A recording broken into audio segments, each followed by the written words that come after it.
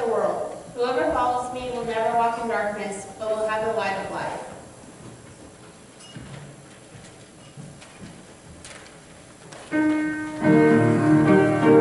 Please stand and sing together.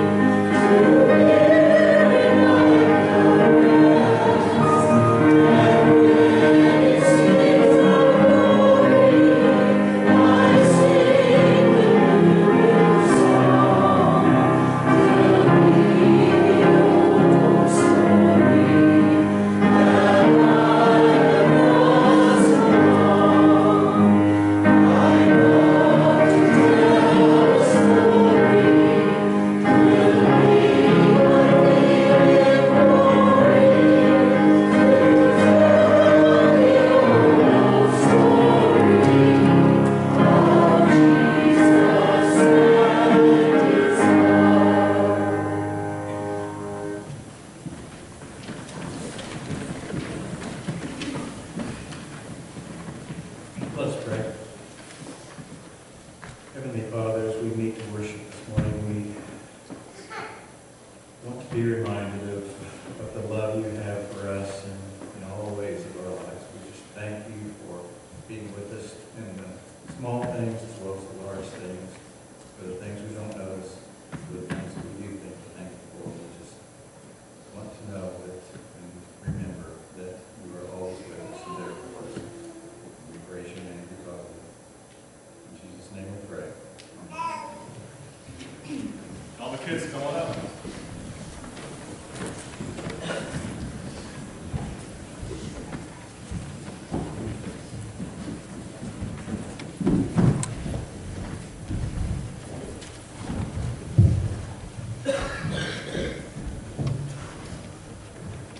All right, I have a very, very, very important question to ask. I'm glad you all are here. I need you guys scoot over here a little bit. My neck hurts from going like this because they're so spread out, so I like you in one spot so I can see all of you at once. I got a question for you. It's a really important question. Okay? Now, I'm looking around the circle, and almost every kid here is a pretty good kid. but I'm guessing there are some things that you are not allowed to do. Is there anything that you are not allowed to do at all? Really? Seriously? You are allowed to do everything? Nothing is off limits? What? You're not allowed to do back me either, right? Back handsprings, because they are, you're going to break something, like a vase. Okay, so back handsprings are off limits for obvious reasons, right? Yeah.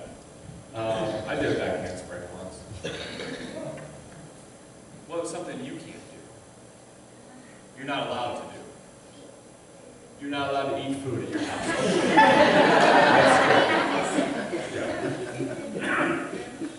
Your parents are strict. Oh, eat foods in any of the rooms except for the kitchen. That is a great rule. I love that rule. That's a good rule. And only drink water in the other rooms. I like that rule too. Parents are smart. Do you follow that rule? Okay, that's good. Now, give me another rule that you cannot, something you're not allowed to do. Anything else? You got back handsprings and food. What about you? Touch. Your mom actually has had to say that to you? She's not allowed to touch the wall with her feet. What are you guys doing at your house? What is going on there? Oh my goodness. See some of the chicanery. I know exactly what she's talking about. Okay, so we got feet on walls and ceilings that are not. What were you going to say? I'm assuming it's something about feet, furniture, and walls. What? Actually can't jump on the couch. Okay, no jumping on the couch. That's a good rule too. Well, I would love to hear what you have to say. You're not allowed to go into my room. Okay, that's right. You steal my stuff. All my T-shirts are in your drawer now, by the way. I couldn't find a T-shirt this morning. One more.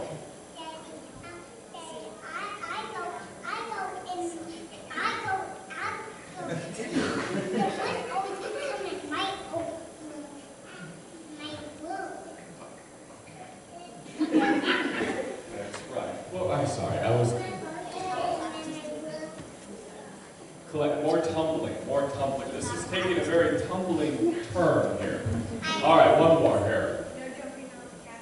No jumping. So physical activity, it seems to be the problem here, right? And of course, my poor little girl here can't eat. But we all have things that we're not allowed to do, right? But no matter what it is, there are some things you're not allowed to do, or places you're not allowed to go, or things that you're not supposed to do. And usually, there's a good reason for it, right? Like your mom doesn't want you to get hurt, your dad doesn't want to patch holes in your walls, stuff like that. There's usually good reasons for it. Well, my favorite Bible story, and this one really is my favorite. I think I say that every Sunday, but this one really is. My favorite Bible story is kind of about this, because one day Jesus was out preaching, and there was a whole crowd of people, and some parents brought their kids along. Can you believe that? And they brought the kids up to Jesus, and they asked if Jesus would bless them. Bless the kids. And Jesus' disciples said, whoa, hold on now. Jesus is busy. Jesus is very important.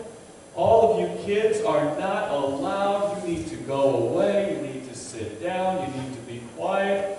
No tumbling on the way back. You need to go away. You're not allowed. Okay? That's the rule.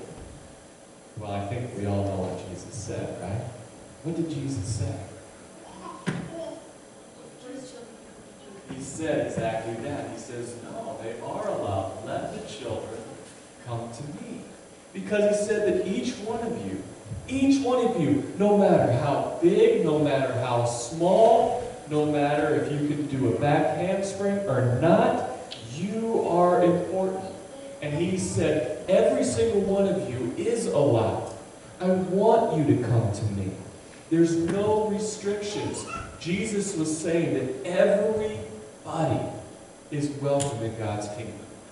There's no restrictions. Whether you're big or little or small or tall, you are allowed. And so Jesus told all the children to come. And I remember this picture vividly. We had this Bible when I was a little kid, and it had pictures in it. And there was a picture of Jesus, and there's just kids all around him, sitting on his lap. He's got his arms around him, and he looks happy, and the kids look happy. And I love that picture. That picture stayed in my mind, and that's been kind of my goal for the rest of my life, that kids know how important they are to Jesus and how important they are to our church. And I love this story because that's what it's all about, don't you think? So we do have rules. We do have things that we're not allowed to do. And all those rules make sense.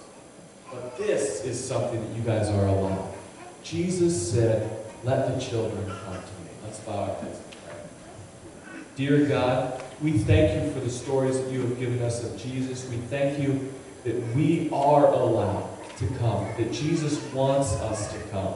We ask that you help us to always remember how important each and every one of us is. And we ask that you help us to spread your love to everyone that we see. In Jesus' name, amen. Let's go downstairs. Thank you.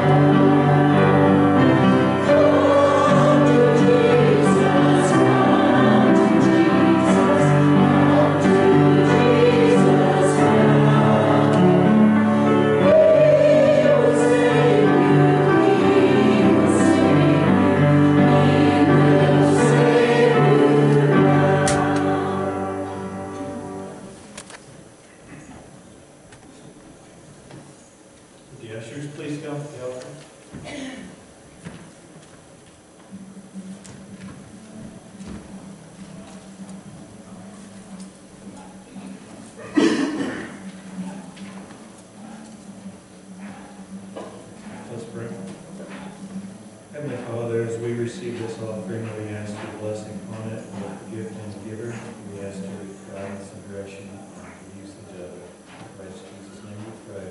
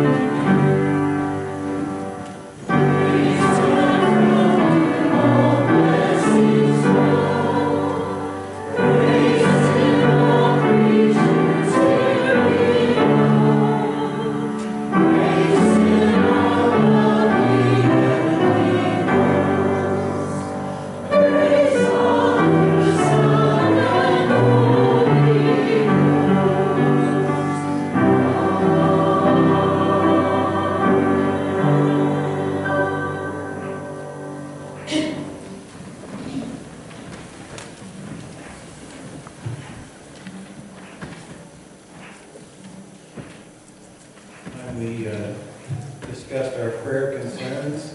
Richard, it's good to see you back with us. I want to thank everybody for the prayers. Very welcome, and we hope you keep improving. On that note, Peggy and I were discussing the other day, oftentimes we hear prayer requests and we never hear an update or what happened with those. So at this time, if anyone has an update on something they brought to us last week or last couple of weeks, we'd love to hear that. Yeah, clearly I spoke before all of the news was in regarding Amber, so I'll let Julie talk a little bit about the Amber Payne situation. Amber was diagnosed with ovarian cancer. We don't know what stage yet. They did a biopsy. She will do a round of chemo, they will remove the mass, and then a second round of chemo. She sees the doctor tomorrow to set up the chemo. Thank you. John? Brenda's recovery, keep them forward, but you're all good. Good therapy. Brenda's recovering, doing her therapy, and hopefully getting a little stronger every day. Mike shared with the Sunday school class that his mother-in-law Jean Fox fell last week and broke her wrist. Is that correct, Michael? She's having something done with that tomorrow. She's seeing an orthopedic specialist tomorrow. That's Jean Fox.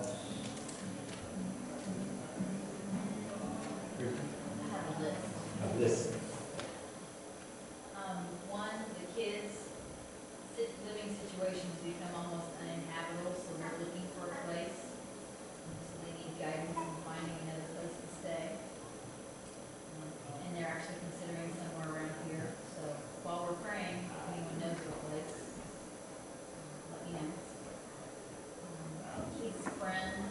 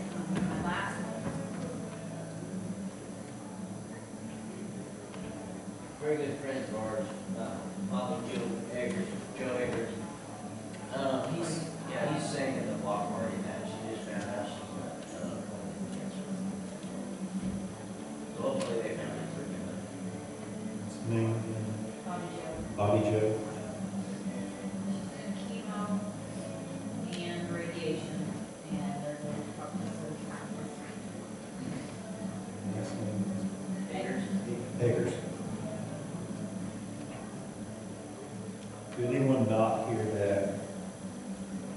Try to repeat some. Anyone else?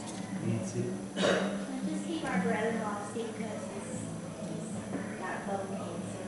He's doing well, but also David and I be on the road, so traveling sectors. She? My twin sister's doing a lot better. She started doing that, so she's not so cranky. You did say she was your twin, huh? Oh, yeah. They made two of them.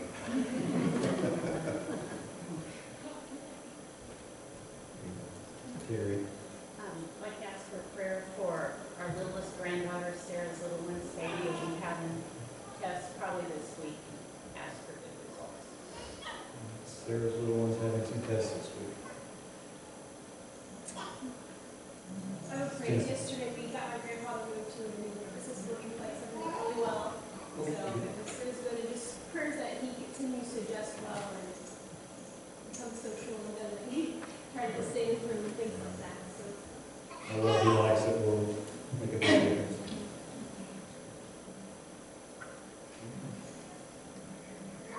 Shall we pray? Our Heavenly Father, we come to you in prayer as we face different situations in our life. We know you always listen, you're always there for us. And we know you always answer our prayers. We may not understand your answer, we may not agree with your answer, but you do answer our prayers and you answer them in a way that is consistent with your love for us. We know that you always love us, you always care for us, and we know that you will always do what's best for us. We just pray for these people on this list. We ask that your mercy be on them, your guidance be with them, and that they know that their friends and loved ones are praying for them. We ask this in Jesus' name.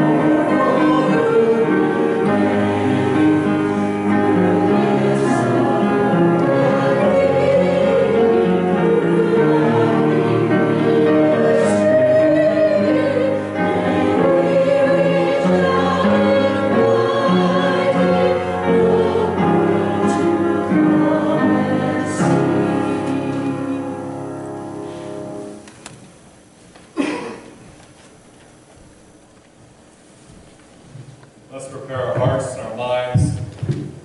Get ready to receive the word of God.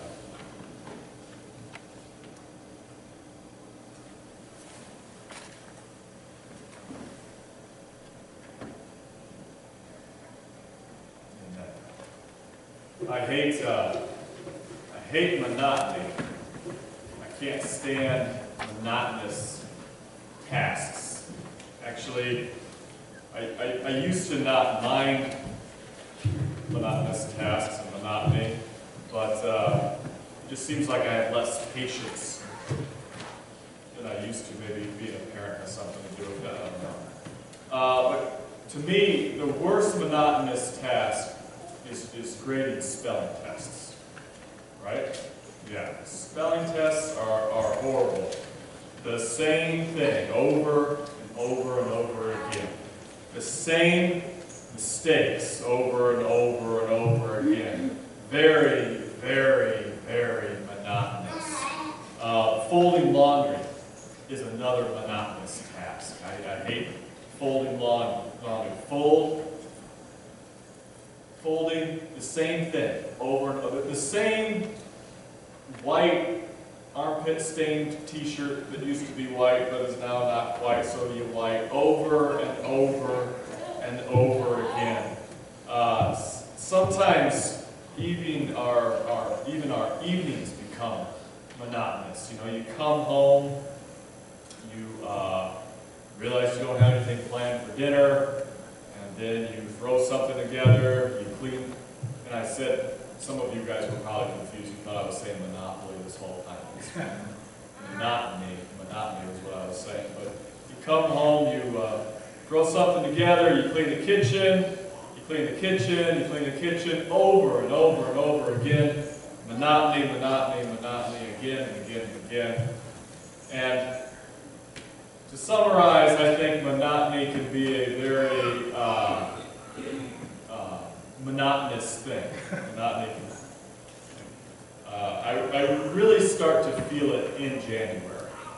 In January and February, it's cold, it's dark, we don't go outside, the days all look the same, the days all seem the same, one looks like another, life is routine, like we're living on autopilot almost, nothing changes, we don't expect much to happen. That's pretty much our life. The monotonous monotony of life.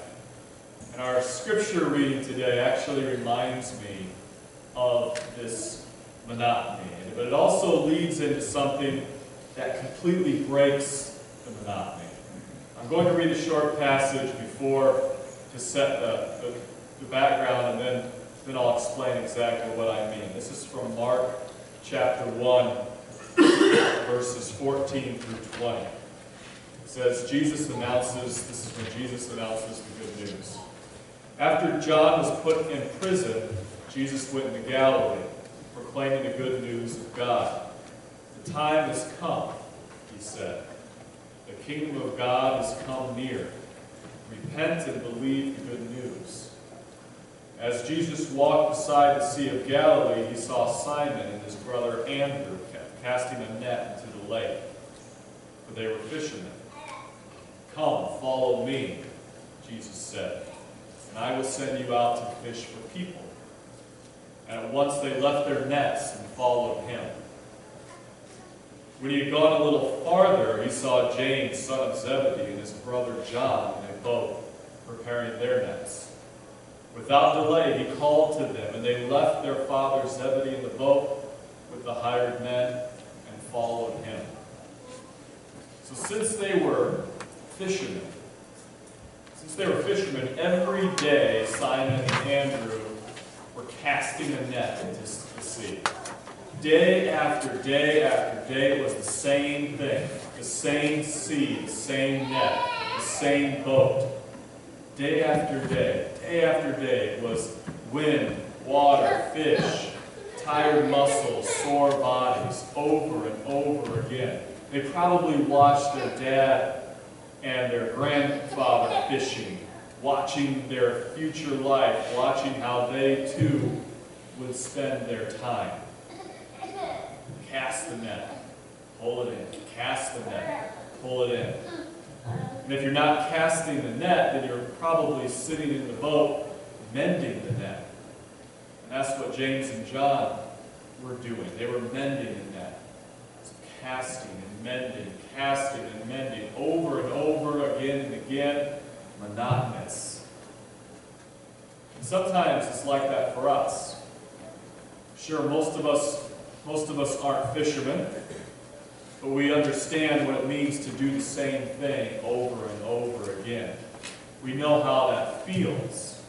We know how we begin to feel closed in or trapped. We begin to go on autopilot. We might even feel hopeless. Maybe we get eager or anxious for something to happen. We cast the nets. We mend the nets. Casting and mending to make our living, to feed our family, to pay the bills. Casting and mending to gain security and to get to retirement. Casting and mending to gain things that we want, a house, a car, books, clothes, vacations. Casting and mending our way through another day of loneliness, sadness, or illness. And Simon, Andrew, John, and James likely felt that exact same way. I can't imagine that they woke up and thought, wow, today I get to go fishing, and maybe I'll even get to mend a net. Yay. I wonder what it'll be like today. Hope I catch something. Wonder what I'll catch. I just can't imagine that they were doing that when they woke up every morning. But at the same time, I'm sure that they understood how necessary their job was to make a living, to put food on the table, for security. Kind of a necessary monotony. Casting and mending are the realities of our lives. They're also the circumstances, the times when Jesus comes to us, the context in which we hear the call for a new life, and a place where we are changed, and the ordinary becomes the extraordinary. It's not always a huge and explosive occasion when Jesus comes to us. We are probably living our normal, monotonous, everyday lives. But He does change us. He does change us, whether we're looking for Him or not. He does change our lives. He does change our hearts. He makes that ordinary extraordinary. And those first disciples, Simon and Andrew, James and John, they were not looking for Jesus. They're too busy with their nets. They're too busy in their boats. They're too busy with their fishing. It's another day of mending and casting the nets. They might not even have noticed Jesus, but He not only sees them, but He speaks to them. And Jesus has a way of showing up in the most ordinary of places and interrupting our daily routines, interrupting our daily lives. And that's what He did to the lives of Simon and Andrew, James and John. And that's what He does to your life. Last week we talked about the invitation of Jesus. Jesus said, "Come and see." And it wasn't enough for us to just hear about Jesus. We had to experience Jesus. And in today's Bible verses, it's very similar. It isn't, hey, I've got some stuff that I bet you would like to hear. Come here for a second. Come here for a second, let me tell you about it. Instead, it was, follow me. Follow me is Jesus' invitation to a new life. If these four fishermen accept the invitation, their lives are changed forever. Their lives will be forever different. They will be different. They'll no longer just catch fish they will fish for people. I read this article by an author by the name of Michael Marsh where he talked about what it would have been like if these first disciples weren't fishermen, but if there were other occupations. And I thought it was pretty clever, so I'll share this little tidbit with you. He wrote, when Jesus said, "I will make you fish for people," he is describing the transformation of their lives, not simply their job, not simply a job of catching new members or followers. He could have just as easily said to the carpenters, "Follow me and you will build the kingdom of heaven." To the farmers, he could have said, "Follow me and you will grow God's people." To the doctors, he could have said, "Follow me and you will heal the brokenness of the world." To the teachers, he could have said, "Follow me and you will open minds and hearts to the presence of God." To the parents, he could have said, "Follow me and you will nurture a new life." So to me, this reminds me of the spiritual gifts that we've talked about last year. Because that's how God works. He uses your gifts to enhance this kingdom. He uses the skills that you already have. So whatever your life is, however you spend your time, there is in that life, Jesus' call to follow me. Follow me is the call to participate with God and God's own saving work. It's the work of change. It's the work of growth. That work is always moving to a larger direction, a larger vision, turning our life into a new direction, and understanding that our life is connected to part of a much larger story. Our lives are connected to a larger story. And that realization that we are part of something bigger, part of something grander, part of something that is more important than our own lives. To me, that realization right there, that's the monotony buster for me. That's what breaks me out of that monotony. And as Jesus was walking by the Sea of Galilee and he saw Simon, Peter, James, and John, Jesus called to them. And we don't really have any, in the Scripture, we don't have any record of the discussion. No questions from those disciples. No goodbyes. They simply left. They simply left and followed him. Now, I have to admit that I'm not the packer in my family. Back in my bachelor days, if I was going somewhere over the weekend, I usually put everything in a Kroger bag. And that was all I needed. If it didn't fit in the Kroger bag, I figured I didn't need it. When we got married, Megan thought this was absolutely ridiculous. She never heard of such a thing. She thought I was the only person in the world stupid enough to do something like that. And one weekend, me and my buddy were going to visit a friend of ours in St. Louis, and he came over to my house and he pulled up in his car and he got out of his car.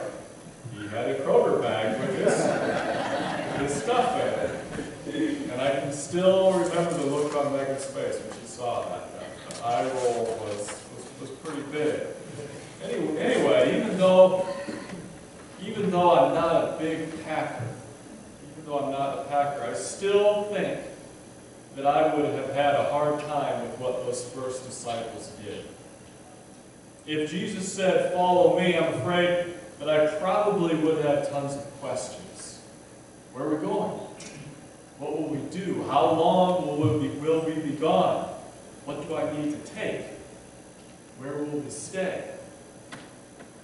This conversation doesn't happen in the verses. Jesus does not offer an itinerary. He does not offer a map or a destination. He only offers an invitation. This is not the type of journey that you can prepare for. This is an inner journey, a journey into the deepest part of our being, a place where God resides. It's not about planning or organizing or making lists or packing supplies. It's not that easy. If anything, this journey is about leaving things behind. Listen to what Mark said again. He said, immediately they left their nets and followed him. They left their father Zebedee in the boat and followed him. So the invitation, follow me, is also an invitation to leave behind. To leave behind our nets, our boats. That's the hard part for most of us. We're pretty good at accumulating and clinging, but not so good about letting go. I know that 90% of my sermons over there, let it go. That was for the kids, and they're all gone. I know that 90% of my sermons for the past year have been about our purging project. Letting go is hard. Letting go is hard, but we're working on it. But it does take time. It's easy to accumulate. It's easy to collect, but it's hard to let go. Purging, letting go. More often than not, our spiritual growth involves some kind of letting go. We never get anywhere new as long as we are unwilling to leave where we are now. We accept Jesus' invitation to follow, not by packing things up, but by letting go. And it's hard, but that's what we need to do. Let it go. And that's how we accept the invitation from Jesus. Follow me. Don't pack up. We don't collect things. We let things go. So follow me is both the invitation to and a promise of a new life. So what do we need to leave behind? Well, those first disciples left behind their nets, their boats, they even left their father behind. But for us, it's more metaphorical. What things in our lives are holding us back? What things do we hold on to that make it hard to accept Jesus' invitation? What do we need to let go of, to leave behind, so that we might follow him? Now, I'm not encouraging any of you to change careers or leave your job as fishermen or disown your family, especially don't leave your dad in a boat in the middle of the sea. I'm not encouraging you to move to a new town. That's not what this is all about. What it is all about is the opportunity to discover God within us, to discover God's plan for us, to discover and utilize our gifts to further his kingdom. We let go so that our life may be reoriented, so that we can now travel in a new direction, so that we may open to receive the life of God in a new or fresh way. When we let go, everything is transformed, including our monotony. It's transformed. Our nets and our boats, whatever those things are in our own lives. That's why Jesus could tell them they would still be fishermen, but now they would fish for people. They wouldn't become something they weren't already, but they would be changed. They would be changed. They would become transformed fishermen. They would be more genuinely who they already were. So ultimately, letting go of our own little life so we can receive God's life is what it's all about. That's what the invitation was. And this letting go happens in the context of our everyday monotonous lives. Work, school, families, paying bills, running errands, fixing dinner, relationships. It happens in the casting and mending of our own nets. These are times and places These are the times and places where Jesus shows up and calls into a new way of being, and our own world changes. So it happened for Simon, and it happened for Andrew, it happened for James, and it happened for John. And it can happen to you, and it can happen to me. Amen. Now let's stand and sing our closing hymn. Take my life. Take my life, let it be consecrated.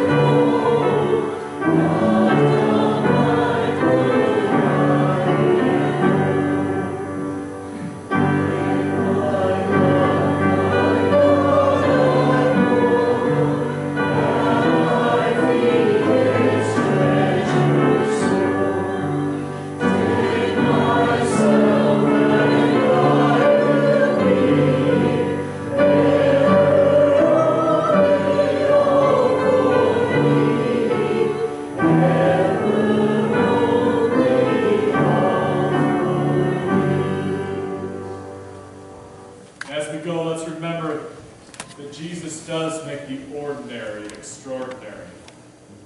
We can accept his invitation to follow him. Amen. And there's the question and answer